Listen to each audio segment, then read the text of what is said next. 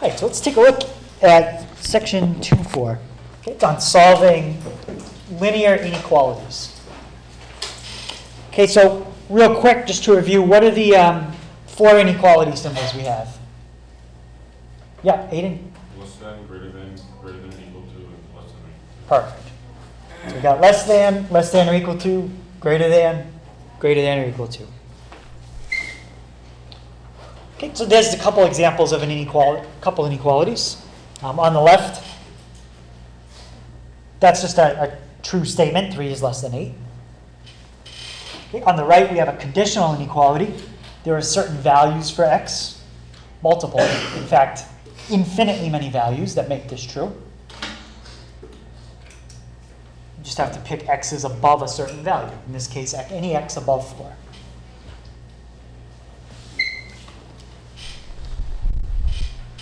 Okay, so a number is a solution to an inequality if you plug it in for the variable and you get a true statement. Okay, that's how you check it. So let's say on this example, if I wanted to know if 2 was a solution for x. Okay, if I fill in 2 for x, I get 3 times 2 is 6. Is 6 greater than 12? No. So 2 is not an answer to that inequality.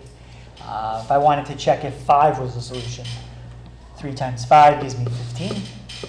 Okay. 15 is greater than 12, which means in this case, 5 is a solution.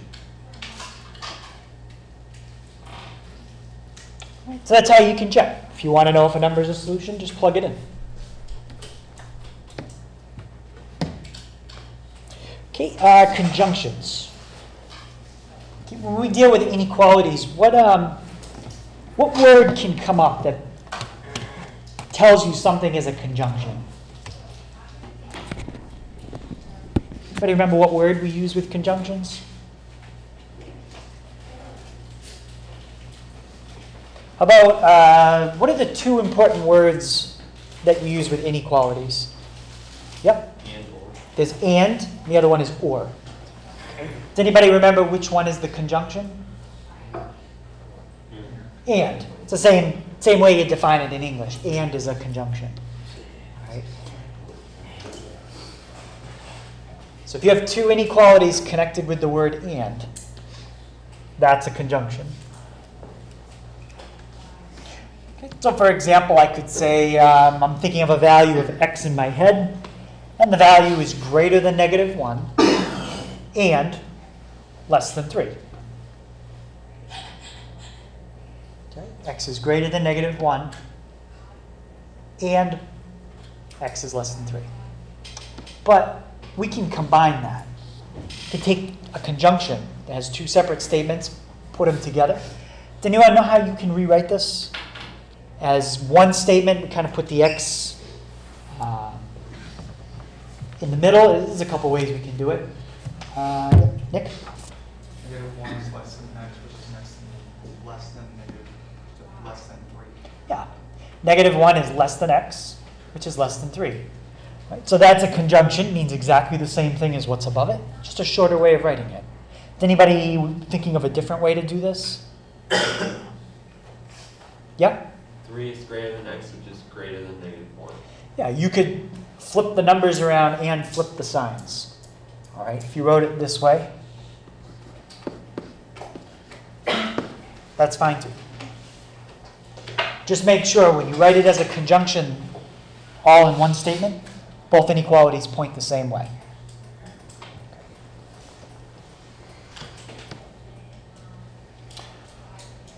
So in this case, some people call this, it's like a between. You're picking numbers between -1 and +3. Okay, that's called an interval.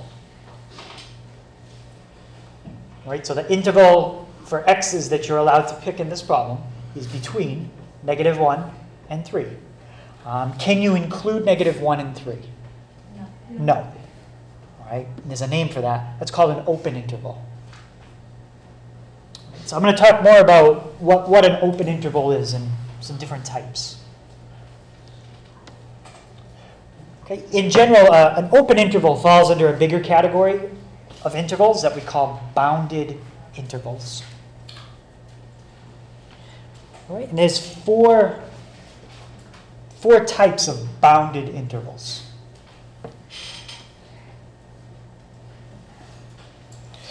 Okay, one thing you want to remember about a bounded interval is bounded intervals use numbers. Okay, they have limits to them. It's not like we're saying x is greater than 2. Well, there's no limit to that. It just goes up forever. We're bounded here. -1 on the low end, 3 on the higher end. Okay, one type of bounded interval you can have is a closed interval. Okay, completely closed, meaning on each end we use a bracket. Okay, when you use a bracket with interval notation, brackets mean you can include the number. Anybody remember what symbol we use when you do not include the number?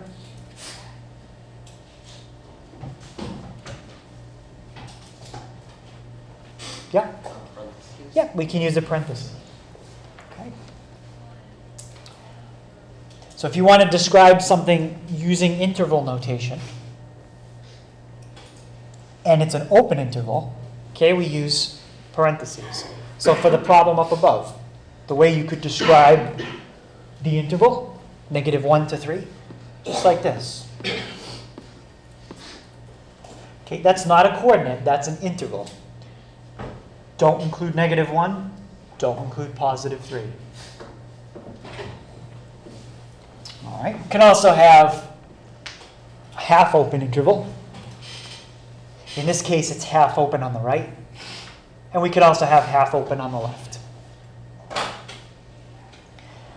Okay. The first half open interval represents picking all numbers from A to B, including A, not including B. Okay, you can go right up to B, but you can't include it.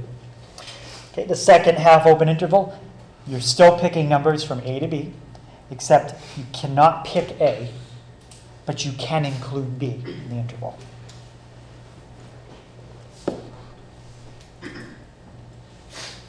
Okay, any questions on that? So if you wanted to see what some of these things look like as an inequality, okay, closed interval would look like this. If you're used to the notation we had before. X is greater than or equal to A, but less than or equal to B. Okay, how would you write it for an open interval with our inequality notation, Brian? You would just make it so it's less, they're both less than signs rather than less than or equal to. Yeah. So there it is as an inequality. On the left, interval notation. All right, how about James, how would you do the half-open one here? Less than or equal to, and then less than. Yep, less than or equal to, and then a less than. Okay, and the last one. Okay, still half open, but half open on the other side. Ashley, how would you do this one? Less than and then less than. Good. Okay, any questions on that? So those are all called bounded intervals. Okay, there's 4 types. Right, if we can have bounded intervals, we can also have intervals that are unbounded. Okay, an unbounded interval has infinity in the interval somewhere.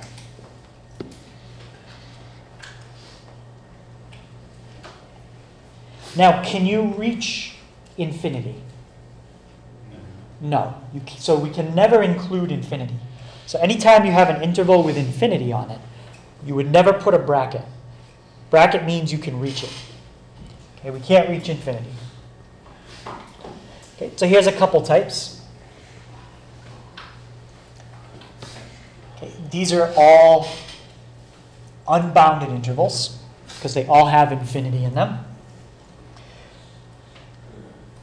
Okay, and when you write an interval, you always put the smaller number on the left, bigger number on the right. So from the small number to the bigger one.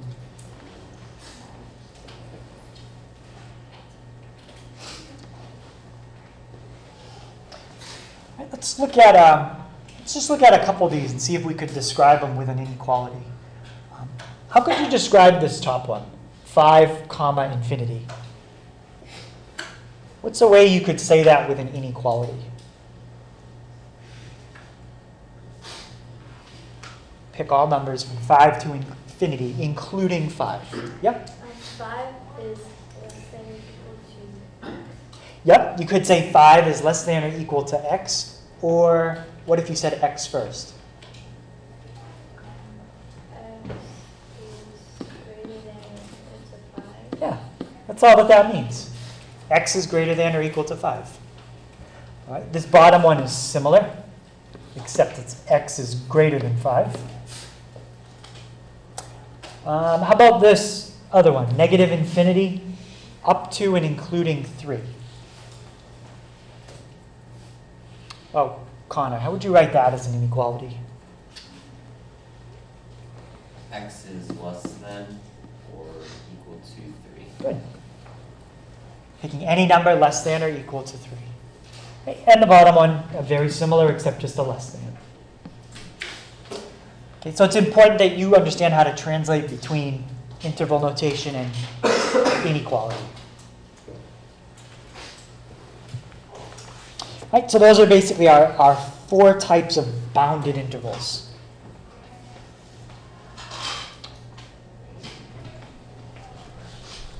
Okay, so we've got one that's open on, well, actually we have 2 that are completely open.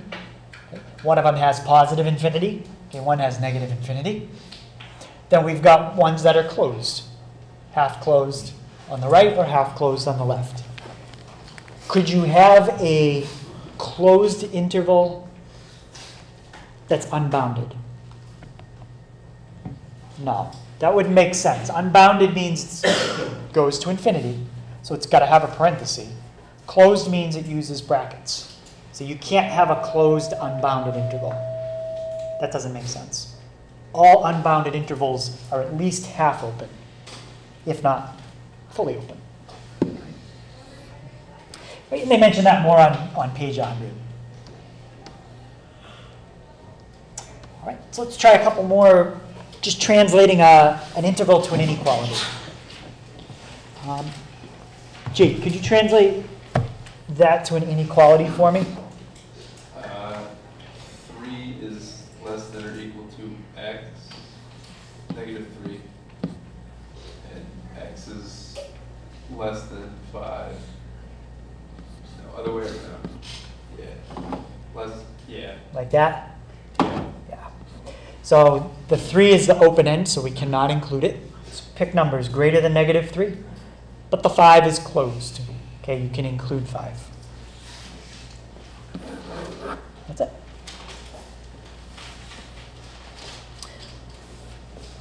Okay, what kind of interval is that? Bounded or unbounded? Bounded? Bounded. Yep, doesn't use infinity. So there are definite numerical bounds. Open, closed, or half open. Or half closed if you're pessimistic. But yeah, it's half open. Okay, half open. All right, how would we write that as an inequality? Negative 4 comma infinity. Brian? Negative 4 is less than or equal to x. Yep, and how about if you put x first? How would you write it that way? X is greater than or equal to negative 4. Good. Both ways are correct. Yep. Bounded or unbounded? Unbounded. It's an unbounded interval, half open. Half open on the right. Okay, let's try one more. Negative 8, negative 3, bracket on each end. Leon, how would you write that one? X, or, yeah. So, negative 3 is less than, or less than x, and, or, okay, negative 8 is less than x, less than or equal to, which is less than or equal to 3, negative 3. Yeah. All right, good. So you can include -8 and -3, so you put the equal tos. Is this bounded or unbounded? This is completely bounded, numerical numbers on each end of the interval. Open, closed, or half open? This is closed. So this is a closed, bounded interval. Questions on that?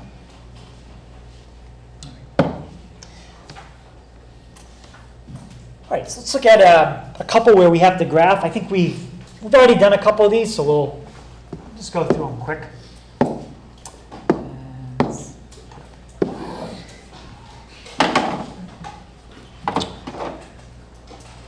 All right, how do I graph that?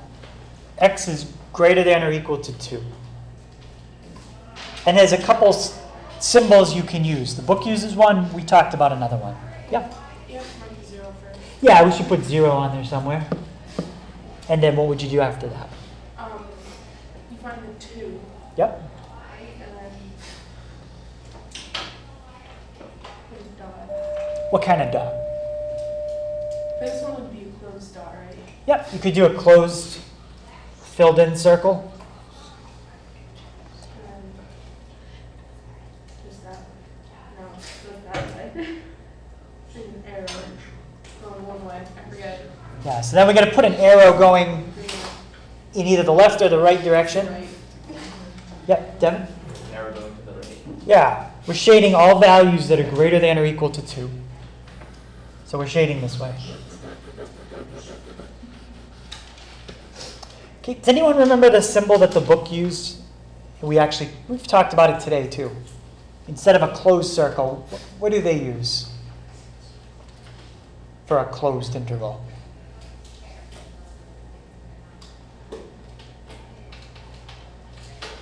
Think about what did we just use for closed intervals? A bracket. All right, so in the book, you might see something like this. They'll put a bracket on 2 and then shade to the right. You can do it either way. Most of the time, I think we teach it with an open circle, closed circle. All right, x is less than 5. All right, so again, we need on a number line, just mark 5. If you want to put 0 in, you can. Right, and John, what kind of circle would we put on 5?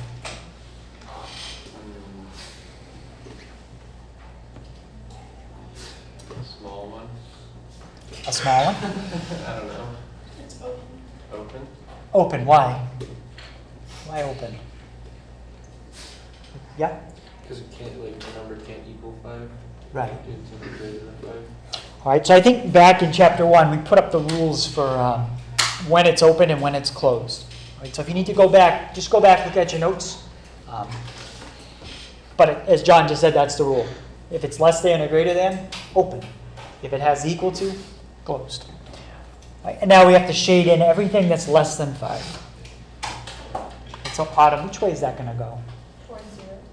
Towards what? 0. Towards 0. I thought you said towards Europe. I was like, towards Europe. Yeah, towards 0. All right.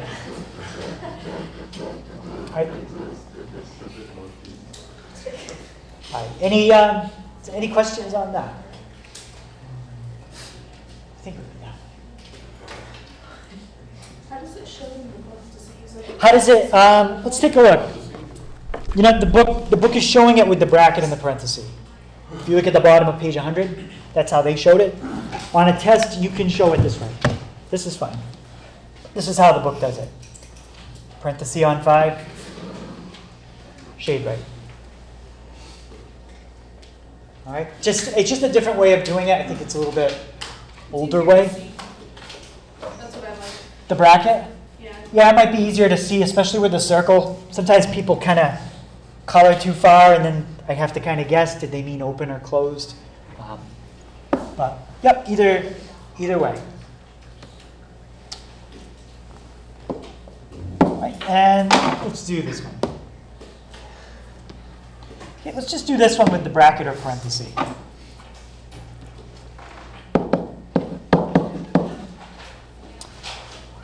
All right. Bill, what kind of symbol on -1? Filled in circle. Filled in circle or Bracket. bracket? Okay, so this time I'll just do the bracket. Okay, and what kind of symbol on 3? Maddie? Parentheses. Yep, parenthesis. Or you could have done an open circle. And Cameron, where do I shade? Yeah, we're shading all numbers that are greater than -1, but less than 3.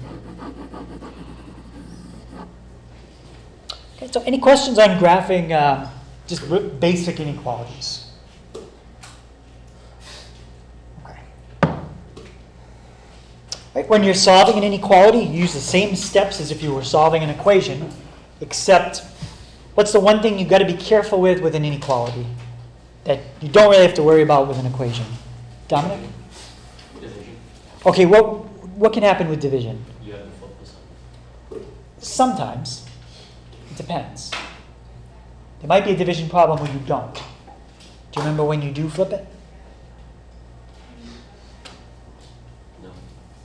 And this happens with multiplication too. Devin? Multiplier divided by a negative. Yes. Right, so if you multiply or divide each side by a negative, flip the sign on the inequality. In fact, I'll just say it that way. Flip the sign.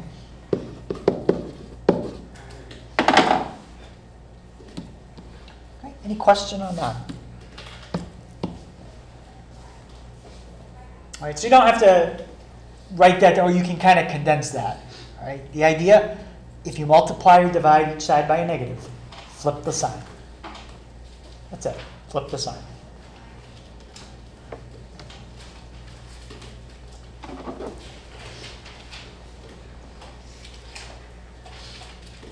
Right, keep in mind as you solve it, you might have to use distributive property, combine like terms, or addition, subtraction, multiplication, division. Any of that stuff could come up. All right.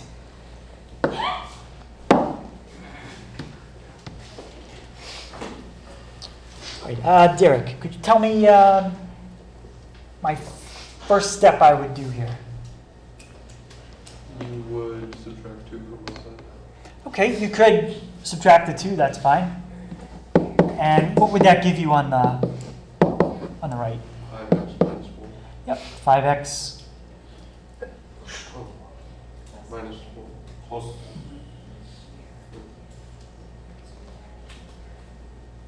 You said 5x minus 4? Oh, yeah, plus 4. Plus 4. Yeah, absolutely. All right, so we got, yeah, it's always the simple things, right? 6 minus 2 gives us positive 4. On the left-hand side, what can I do here at the same time? Yeah, let's distribute that out. So you get 3x minus 3. And now if we solve this by doing it the right way, we can actually avoid having a negative with x. Ashley, how could I do this so that I avoid negatives with x? Minus 3x. Yeah, subtract 3x. And subtract 3x. All right, so that's 0. 3x minus 3x. 5x minus 3x gives me 2x plus 4. I don't think I'm going to be able to keep avoiding negatives at this point. Yeah. Subtract 4. That gives me negative 7. Now, do I have to flip the sign here? No, I haven't. I did subtraction, but we didn't say anything about flipping the sign when you subtract, even though that's negative. It's only when you multiply or divide, not subtract. Okay. And last step, divide by 2. Do I flip it now? No. Divided by a positive 2.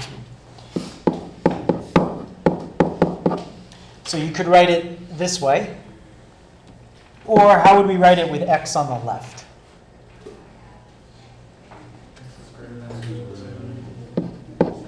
Negative 7 halves. Good. It's a good idea to try to get in the habit of putting a letter on the left. Okay. Questions on that? All right, so probably a lot of this kind of seems like review, but I just want to make sure people are comfortable with doing it. All right, so let's talk about how we can solve these on the calculator.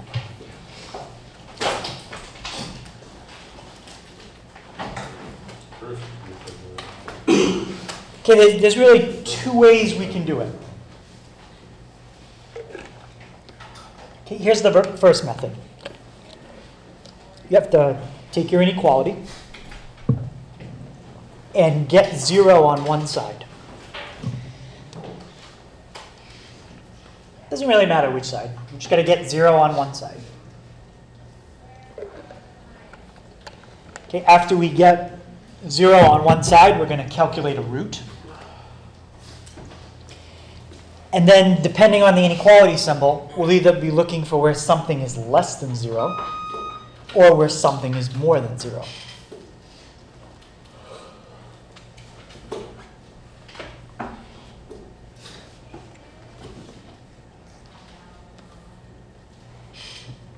All right, so let's try this one.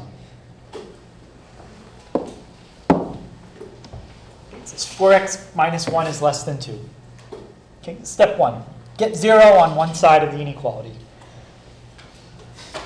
What's the easiest thing we could do here to get a 0 on one side?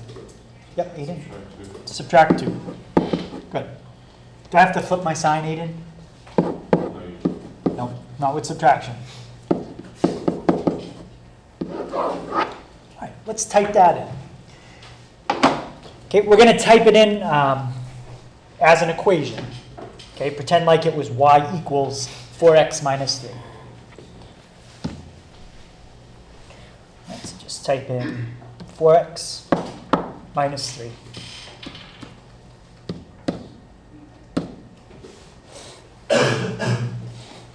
And now, are we looking for where this is going to be above 0 or below 0?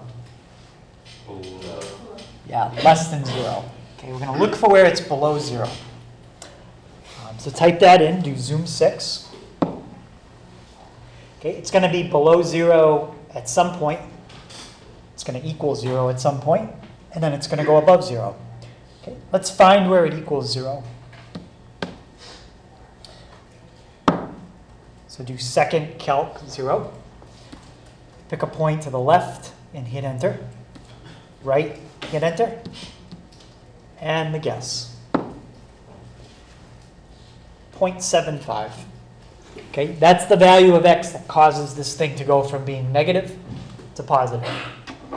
So, if we want to be below 0, would we pick x as less than 0.75 or more? Less. Okay, so you want x less than 0.75. Okay, you can always check that on your table. Try plugging in something smaller than 0.75, and it should be negative. If you plug in 0, you get negative 3. If you plug in negative 2, you get negative 11. Anything more than 0.75 should come out positive. Okay. Any question on that? So that's one method. Okay, here's a second method. Instead of getting 0 on one side, you just basically graph it the way it is. Put what's on the left side in y1. Put what's on the right side in y2. Okay, let's try it that way. 4x minus 1 and 2. Okay, so in this case, I'm looking for where the line 4x minus 1 is less than 2.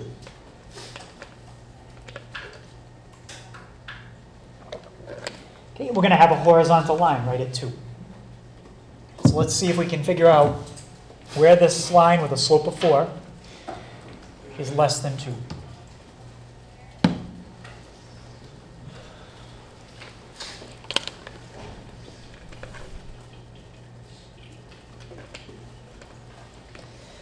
Right, now this time I don't want to know where something is less than 0. So we're not going to calculate a root. What do you think we're going to calculate here? Yeah, we're going to do an intersect. Okay, pick a point on the first curve, second curve. Okay, do your guess. And it says 0.75. All right, so we get the same answer. And remember, we're looking for where the blue line is below the red. So pick values less than 0.75. And that's where the blue line is below the red.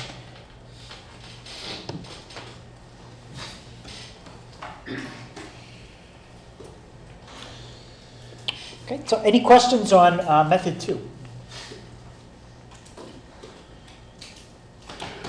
Okay, so I would pick one or the other. Okay, whichever one is easier for you, you can do it both ways. Does anybody have a preference? Method 1 or method 2? Yeah? Well, I was just wondering, like, is method 2 easier for some problems and method 1 is like easier for others? Yeah, it might be. If there was like a ton of stuff on each side, maybe you don't want to spend a bunch of time moving stuff around. So maybe you just keep it the way it is. Or if it's already set to 0. Yeah, if it's already set to 0, maybe you just go with that. Now, can you have like 4x squared minus 1? Sure. Yep, that'd be a parabola. How would you do that? That would probably be an interval. Let's see, 4x squared minus 1. So in this case, you're looking for where the parabola is below 2, which is going to be over a certain interval. Okay, in that case, it would be right there. Between both intersections. Yep, you'd find the intersection on the left, the intersection on the right, and it would be all the values between those two. Yep, that's a good question. All right, so we already solved this. Okay, we did it as an intersect. What did we get? Less than? 0.75. Yeah, less than 0.75. Thank you. Also, this one's not hard to solve by hand, but there are some that would be very difficult to do by hand. That's where the calculator is helpful.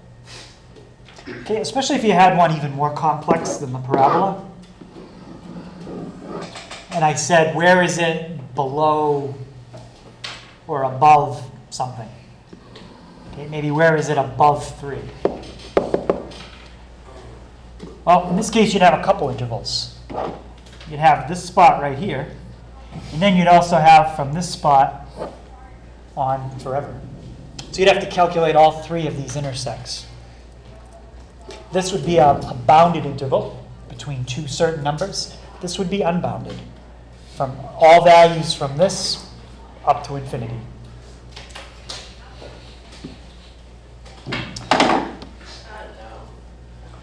Right, so with a double inequality, we can use the calculator to help us out.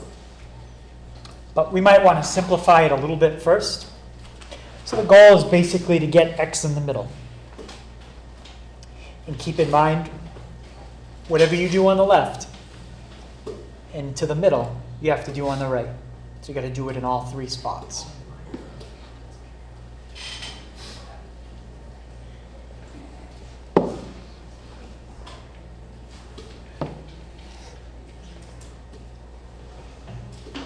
All the rules apply. If you multiply by negatives, we have to flip. Okay, all that stuff still applies.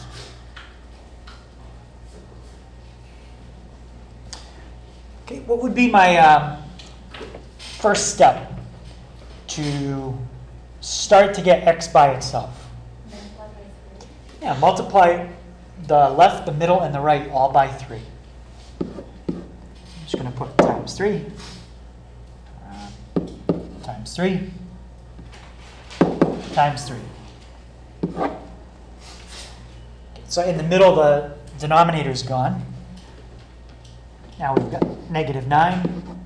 It's less than 2x plus 5, which is less than or equal to 15. Okay, next step, I'd subtract 5 from everywhere. -9 minus 5 is going to give me -14. Which is less than 2x. So less than or equal to 10. And my last step. Sean Paul, what's my last step? Divide by 2. Yeah, divide everything by 2. Hey, can you tell me my final answer, Sean Paul? Negative 7 is less than x, is less than or equal to 5. Perfect. And that's it for solving a double inequality. Just get x by itself in the middle. Okay, any questions on that one? If you wanted, you could graph that. You could take a graphical approach, but you'd basically graph the left-hand side in y1, graph the middle in y2, graph the right in y3, and see on the picture where the middle graph is above the one on the left, but below the one on the right. So you'd look for where it's sandwiched between two things.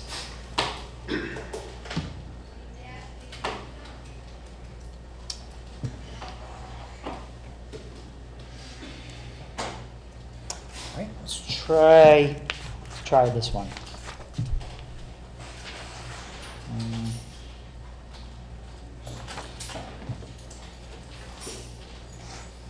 They want us to think about the set of rectangles where the length is 1 unit more than twice the width.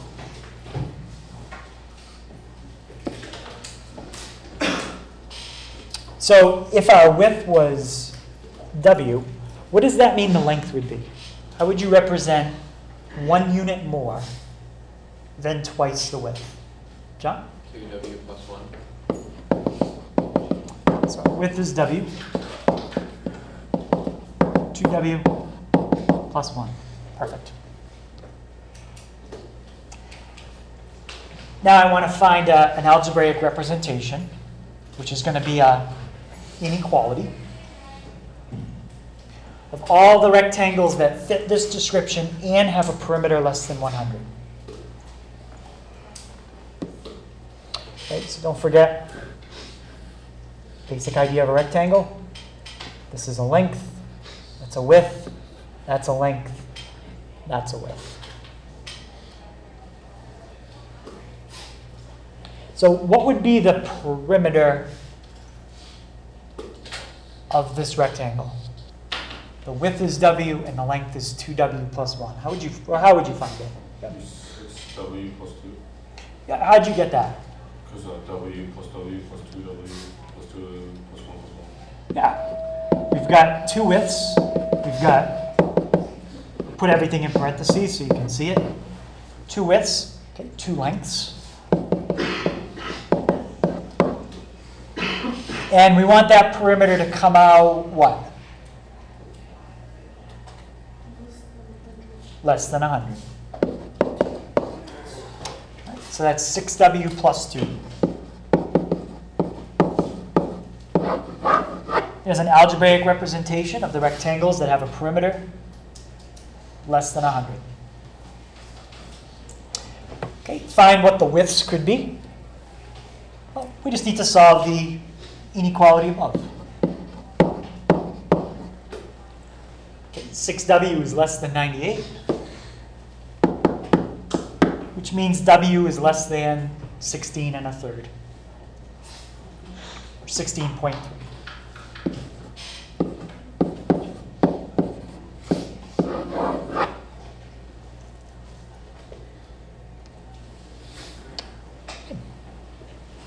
Questions on that? So a little bit harder because you got to set up the inequality yourself in the word problem and then solve it. But again, not too bad. I don't think we need a graphing calculator.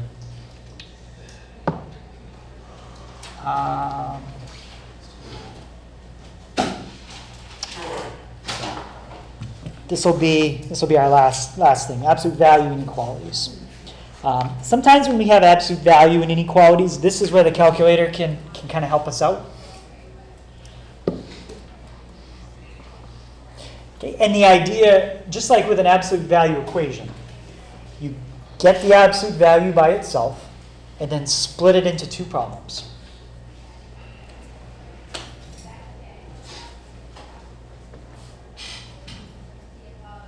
Okay, so get the absolute value by itself and then split it into two problems. Okay, just like we did yesterday, this is actually the same first step. Okay, the first inequality, it's the same as the original, except you take out the absolute value bars. So you copy down exactly what you have, just take out your bars.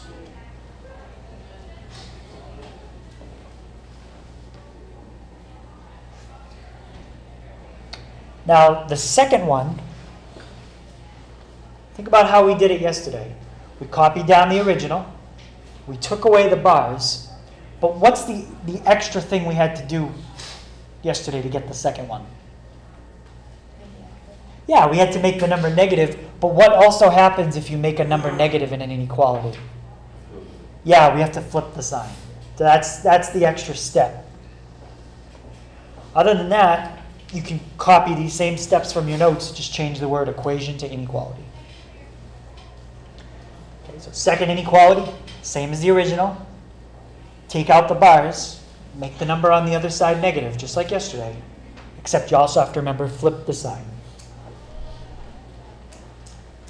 Okay, and then when we write our final answer, we have two choices. They're either going to be connected with the word and, or they're going to be connected with the word or. Okay, if the original problem has a less than or equal, we use and. If the original problem had greater than or equal to, we use or. Okay, and is kind of like an overlap. Okay, it's where things would intersect. Or we call it a union.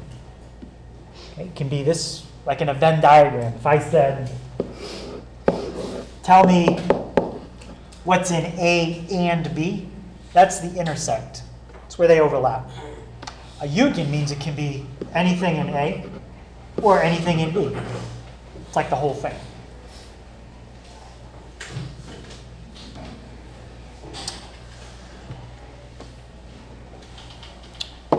Let's try that one. Okay, let's check step one. Isolate the absolute value expression.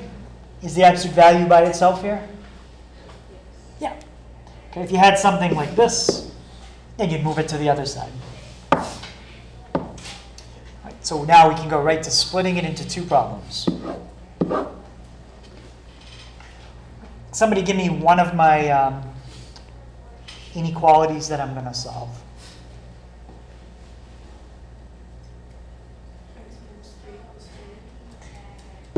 X minus 3.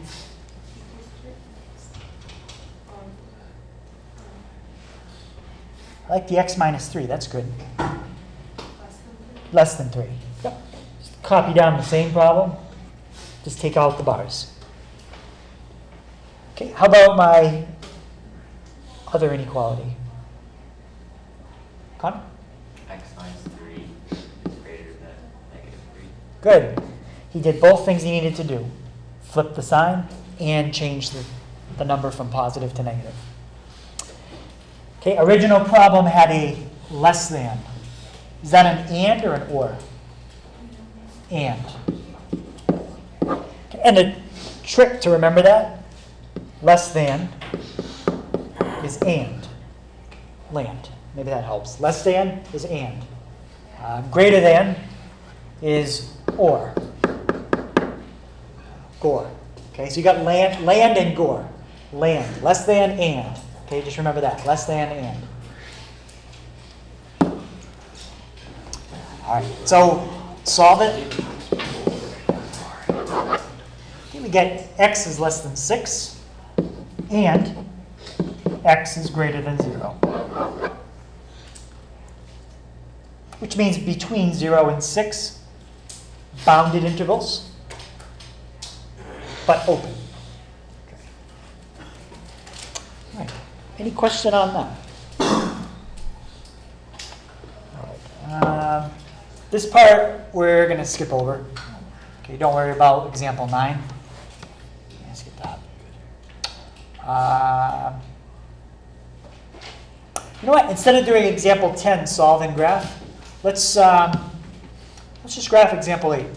We'll skip example 10. How would you graph this one?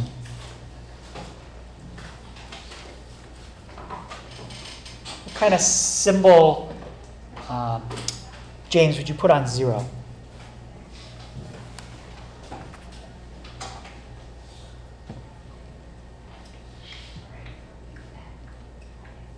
Well, what are your two choices for circles? Closed. Open or closed? Yep. Which one would you put on 6?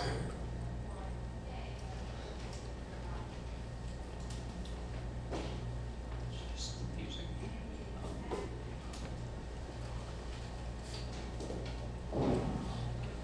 So it would be open. Yep, this would be open. Good. How about on 0?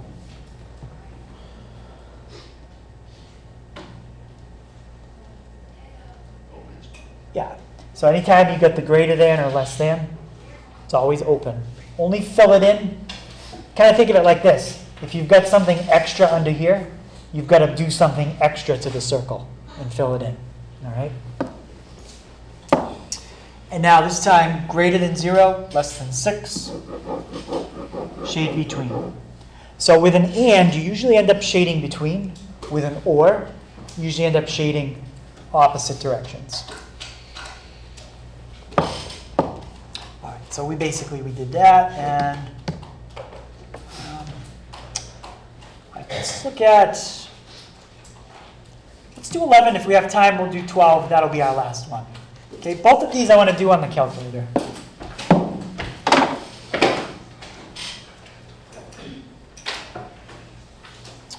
All right, so you have two choices for how to do this. We can do method 1 or method 2. Do you want to get everything to one side, or just type it in the way it is? Type it in the way it is. All right, let's type it in the way it is. So you're going to put absolute value of 1 minus 2x and y1. So you go math, and then number, and then the first option is ABS, that's absolute value.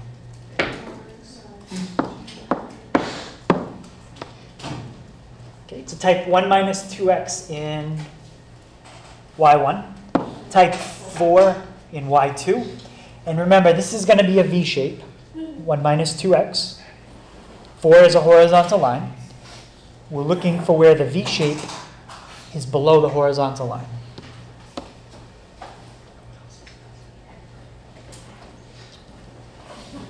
Okay, so what do I need to calculate here? Am I going to calculate zeros or intersects? Yeah, intersects. Okay, so what I'll do, I'll find the one on the left. If somebody can find the one on the right, that would be helpful. Make sure your guess is closer to the one you want.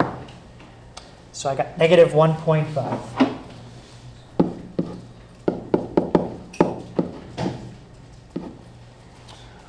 Right, so I got to pick, remember, x is so that the V shape is below the y equals 4. So I can pick anything from negative 1.5 up to 2.5.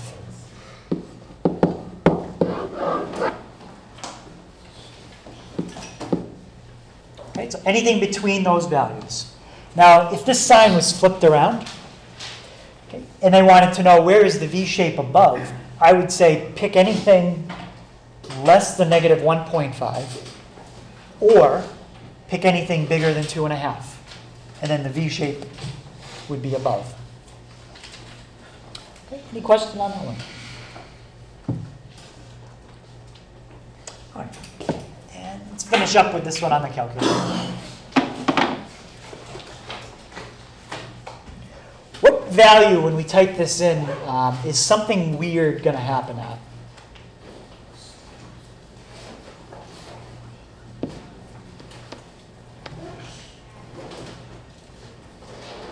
Something strange is going to happen with this graph. Where? With the has to do with the division. Yep. What's going to happen with the division? What can't you do in that?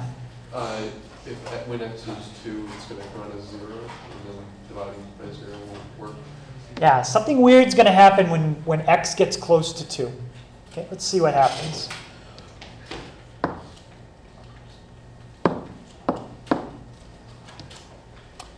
All right, so we've got x plus 3 divided by the absolute value of x minus 2. And we're going to be able to calculate a root. We're looking for where this thing is above 0.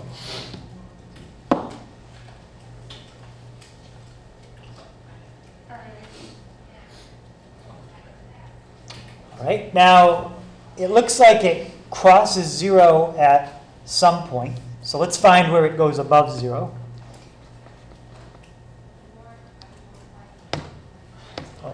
Up.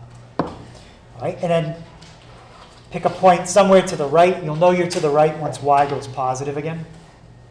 Okay, that's good. All right, at negative 3. All right, so you can pick any value from negative 3 up to 2. Okay, you can't plug in 2. There's no y value when you plug in 2 because it's undefined. But you can get as close to 2 as you want. Okay, if you type in 1.999, the graph is going way up. Okay, so you can pick any value from negative 3 up to 2, and the graph will be above.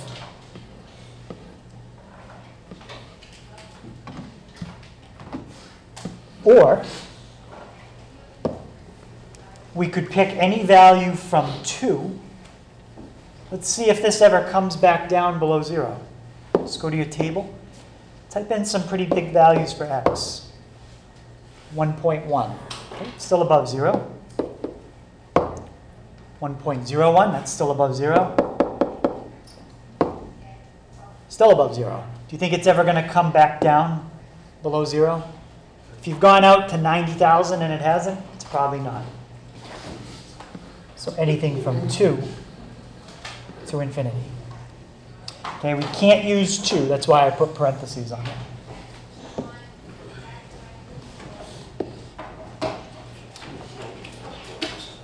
Okay, so that one's a little tricky. Okay, it takes a little practice to get used to.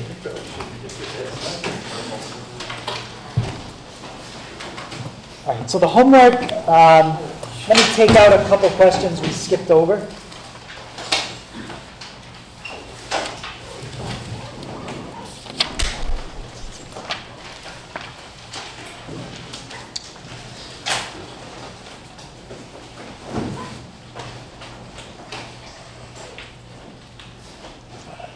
Don't worry about 22. We skipped over that.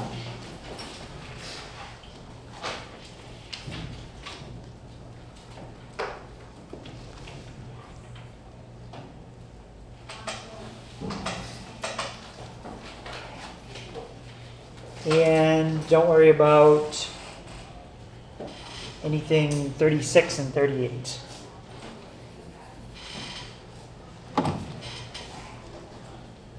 Okay, but the rest of that should be okay. All right, so those are the problems on page 108.